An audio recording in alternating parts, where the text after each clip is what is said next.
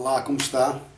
Vamos então hoje fazer mais uma reflexão e eu desde já mando um forte abraço para você que tem prazer de quando em quando vir aqui junto comigo refletir sobre a orientação e o esclarecimento do nosso Criador e Salvador Jesus Cristo. Bem, eu coloquei como título desta reflexão: Daniel orava no quarto. Bem, eu primeiramente fui fazer uma pesquisa, e você deve fazer isso, porque Deus entrou na história da humanidade. E eu fui no Wikipédia, Enciclopédia Livre, e eu li só algo que me chamou muita atenção sobre a história deste homem, Daniel. Segundo a narrativa, Daniel foi um jovem príncipe judeu, levado como prisioneiro de guerra pelas tropas do Império Babilônico, em meio à rebelião para a independência de Judá. Ao fim do conflito, de acordo com a tradição rabínica, Daniel e outros príncipes judeus foram castrados por ordens do rei babilônico, com o objetivo de desencorajar lideranças e frustrar o sentimento de independência em meio ao povo dominado. Segundo Jeremias e também Daniel, afirmam, por exemplo, em Jeremias 25:11, em Daniel 9:1-2, e por último a promessa de Deus, após 70 anos, trazê-los de volta e restaurar o culto. Nós vemos aqui então a situação atual na época deste homem, porque é assim que nós devemos nos posicionar. Não é ler algo e apenas compreender pela ocasião que eu estou vivendo. Não, calma. Antes de aí chegar, você vai ver o que é que estava ali acontecendo. E então nós vemos que o reino babilônico tomou conta de Judá e, por causa de uma rebelião, já se sabe, e os príncipes, rapazinhos novinhos, judeus, foram castrados e levados para aquele reino. Vamos entender que aqui nós vemos a situação política e religiosa, porque elas sempre andam de mãos dadas, isso é inevitável. Política e religião estão sempre de mãos dadas. E quando a política não nos pega, porque, por exemplo, assim como este jovem em mim ou em você estiver um espírito excelente, nós somos fiéis no que fazemos, se eles veem que não dá para apontá-lo, para acusá-lo, então eles vão procurar o Deus a quem você adora. Eles vão procurar o seu sagrado. E aqui nós vamos precisamente então entender o refúgio de Daniel naquele no quarto, olhando as circunstâncias, porque estavam no exílio. Estavam longe da sua terra, longe de Jerusalém, longe do templo. Na época, o templo, que mais tarde veio o meu e o seu Salvador Jesus Cristo e fez do seu corpo o templo verdadeiro. Bem, então você vê como é que acontece. Daniel 6:6 diz assim: então os administradores e altos funcionários foram até o rei e lhe disseram: bem, eles vão sugerir algo por causa de uma inveja em a qual Nabucodonosor, observou, ele detectou em Daniel que havia nele um espírito excelente. Então começou, vendo nele essa sabedoria, esse poder administrativo, a pontos de querer pôr como governante administrativo daquele reino. Veja só a que pontos, aquele que tem a sabedoria de Deus em si, é capaz, naquilo que faz, ser bem-sucedido. Só que os administradores daquele reino, então vou ler agora, e os altos funcionários foram até o rei e lhe disseram que o rei Dario viva para sempre. Aqui, no caso, já não era Nabucodonosor, era Dario, porque, entretanto, passaram vários reis. Viva para sempre. Nós, administradores, oficiais, altos funcionários, conselheiros e governadores, estamos todos de acordo que o rei deva decretar a lei a ser cumprida rigorosamente. Veja a malícia, veja, como se costuma dizer, a malandragem, veja como é que a inveja trabalha e a ganância de saber quem você é para poder pegá-lo ou pegá-la. Dê ordens, veja bem, para quê? Nos próximos 30 dias, qualquer pessoa que orar a alguém, divino ou humano, exceto o rei, seja lançada na cova dos leões. Agora, ó rei, decrete e assine essa lei para que não possa ser mudada, como lei oficial dos medos e dos persas, que não pode ser revogada. E o rei Dario assinou a lei. No versículo a seguir, no versículo 10 do capítulo 6 de Daniel, lógico, Daniel, assim que soube que esse decreto do rei havia sido proclamado, foi para casa, para o seu quarto, no andar de cima, onde as janelas davam para Jerusalém, e ali orou como costumava fazer cotidianamente, 3 vezes ao dia, ajoelhou-se, rogou e deu graças diante do seu Deus. Então veja, ele correu para o íntimo, para o quarto. E diz que ele, até as saudades eram tantas da sua cidade e do templo, que as janelas davam para Jerusalém. Aquela Jerusalém que Jesus, em choro, disse: Jerusalém, Jerusalém, que apedrejas e matas ao fio da espada os profetas e homens que Deus te envia, homens dele que a ti te envio. Esta Jerusalém que Jesus lamenta, assim Daniel no exílio, ele olha para Jerusalém, saudades da sua terra. E ali orou, como costumava fazer cotidianamente. Ou seja, eu e você não podemos esquecer que todo dia, assim como Deus nos empresta vida, irmos às palavras dele, que são espírito e vida, e podermos sustentar o nosso espírito, para que uma vez o espírito recebendo essa vida, a sua alma, os seus sentimentos, possam ser guardados na vida de Jesus. 3 vezes ao dia. Depois, veja, ajoelhou-se, ou seja, adoração, prostrou-se e rogou e deu graças diante do seu Deus. Mas graças do quê? Longe da pátria, foi castrado, ali desde novo, debaixo daquele regime, e ele dando graças. Lembra, como diz a palavra, em tudo dai graças, não é?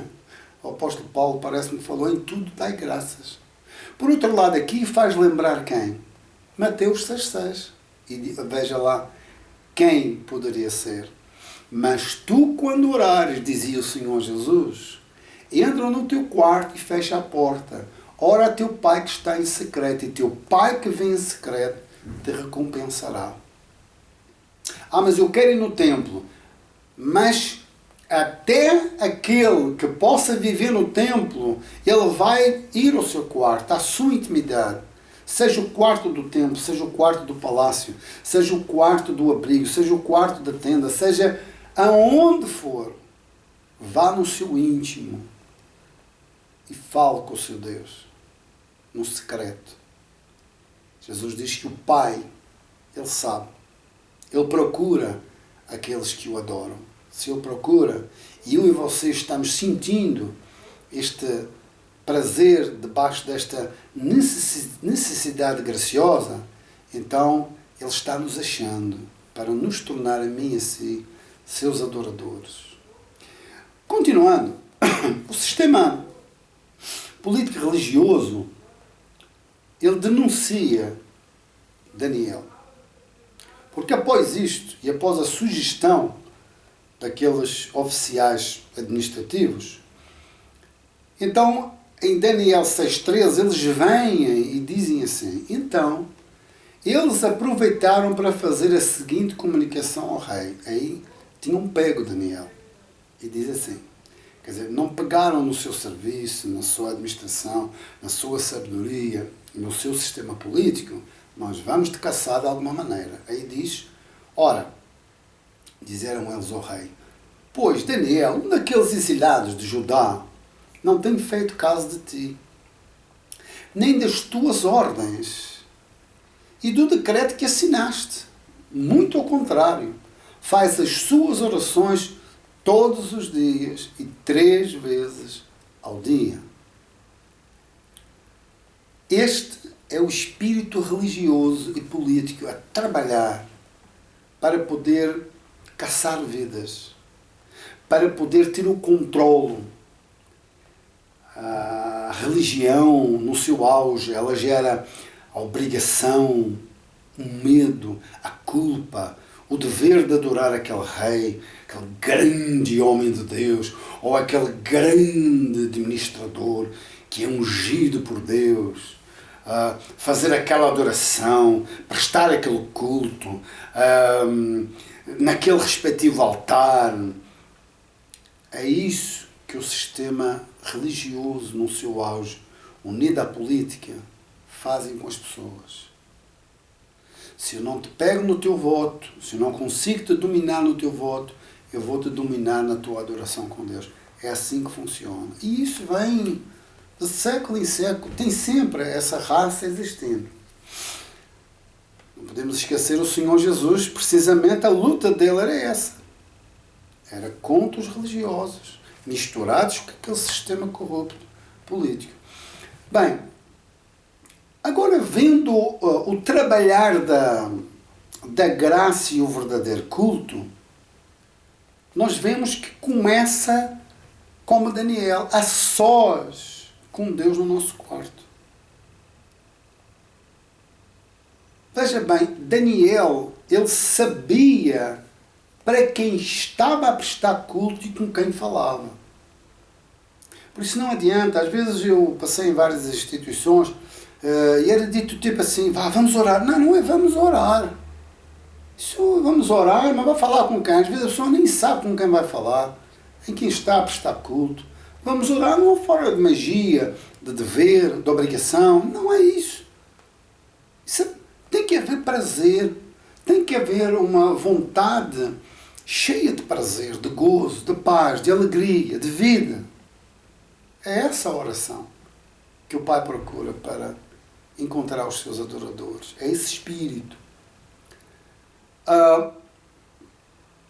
Por outro lado, eu estava aqui observando, como sabe, foram vários dos profetas, Daniel, Jeremias, Ezequiel, eles foram profetas da época do exílio, destes tais 70 anos. Eu estava em Jeremias 43:10, vindo um detalhe que é enorme. Porque às vezes se diz, por exemplo, Nabucodonosor, um rei completamente endiabrado, uma coisa mesmo horrenda, fala-se o piorio daquele rei. Eu estava lendo aqui Jeremias, ou melhor, Deus falando a Jeremias para falar ao seu povo e dizer o seguinte, veja bem, Jeremias 43:10, diga ao povo, assim diz o Senhor dos Exércitos, o Deus de Israel, certamente trarei, e agora escute bem, meu servo Nabucodonosor, rei da Babilônia, aqui para o Egito. Colocarei seu trono sobre estas pedras que escondi, e ele estenderá sobre elas a sua tenda real. O que é que eu e você vemos aqui? A soberania de Deus. Que tudo existe em Deus. Ele está chamando o meu servo Nabucodonosor. Ou seja, Ele serve-se de quem Ele quer, onde Ele quer, como Ele quer. Ele é Senhor e soberano. Eu sempre digo isso. Onde Ele quer, quando Ele quer, como Ele quer. Ele é soberano, Ele tem soberano. Ele aqui está dizendo, eu vou pôr Nabucodonosor me servindo. E acabou. E nunca esqueça isso. Nós, como dizia o apóstolo, em Jesus, aquele pelo qual tudo foi criado e veio à existência, nele nós nos movemos, respiramos e existimos. É nele. Eu e você estamos nele. Seja lá quem for. Estamos sobre ele. Sobre a obra que ele fez. Sobre a graça que ele nos trouxe. Só que nos dias de hoje nós encontramos estes impérios religiosos e políticos que trabalham com os mesmos valores e com este exclusivismo. Veja, até por exemplo, veja bem, Daniel e os seus conterrâneos novinhos, assim como ele, os príncipes, foram castrados. Hoje tem instituições religiosas que até para você poder servir a Deus, você tem que fazer uma vasectomia. Isso cabe na cabeça de alguém? Isso não entra na minha cabeça. Isso não entra já há uns bons anos. Eu lembro que uma das instituições que eu passei, isso começou em 96, 97, por aí, 97, 98, começou a se exigir esta vasectomia. Não deixar procriar. Isso é um absurdo. Só um império que gera o medo, a culpa, o dever, a obrigação, é que faz semelhante coisa. E você diz, então, se eu me ver envolvido num império desses, como é que o Senhor Jesus agora vai me achar, vai me encontrar? Porque Ele usa quem Ele quer, que Ele é soberano, Ele vai onde Ele quer. Isso eu posso dizer com bastante vida em mim, com essa experiência.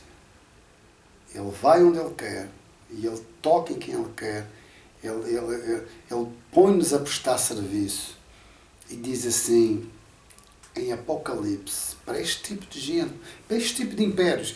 Como o apóstolo dizia, o Espírito Santo através do apóstolo dizia, Ele, o Senhor Jesus, ou melhor, Deus, o Pai, nos transportou do império das trevas para o reino do Filho do seu amor. É este transporte que Ele quer fazer.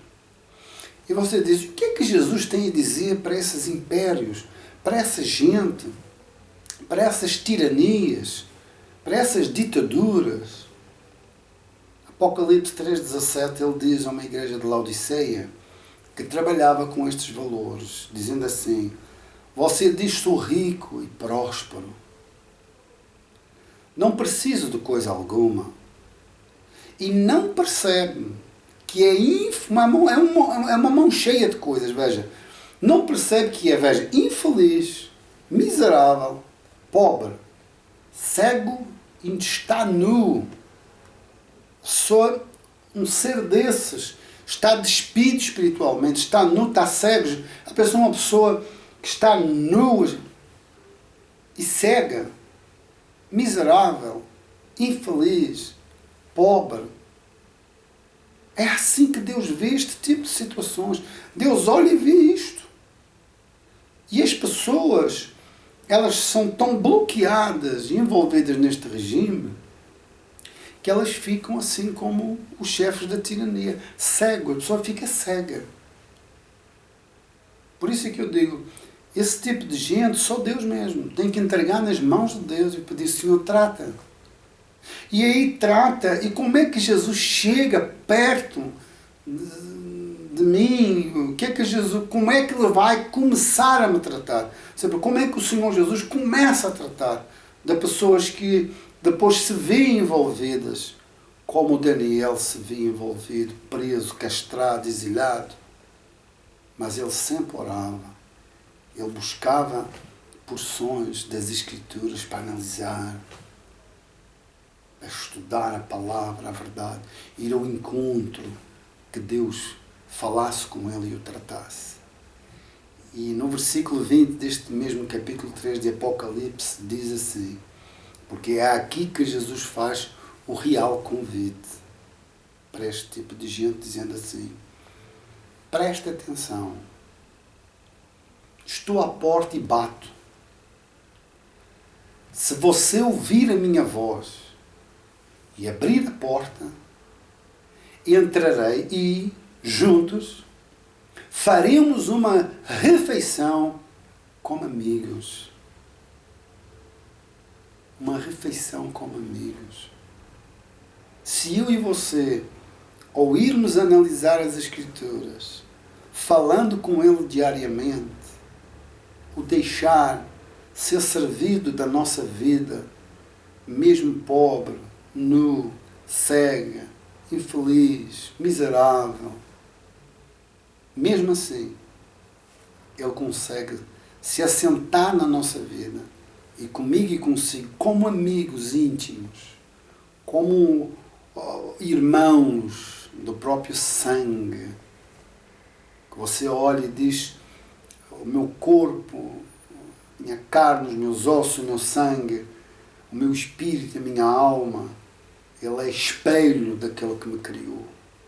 Eu quero que seja este Criador e Salvador Jesus Cristo aquele que me encha dessa graça, que me transporte para o reino do seu amor, um reino que começa no meu coração, no meu íntimo, na minha comunhão com Ele. Não um reino daqui e da acolá, não um reino que é constituído por homens, não.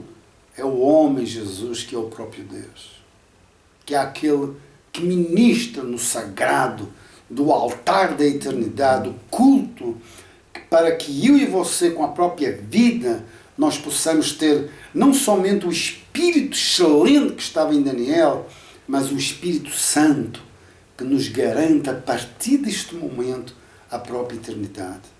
Reflita sobre isso. Passa a procurá-lo no íntimo do seu quarto. Começa aí. Mas eu quero ir ao culto no templo. Tudo bem, qual é o problema? Desde que seja um culto saudável, um culto que vá você aprimorar o culto que você presta com a própria vida, graças a Deus. Que maravilha! Então você, quando vai a esse culto, você está em festa, você recebe alegria, você tem paz consigo e com Deus e com os seus irmãos. Há lugares assim, claro.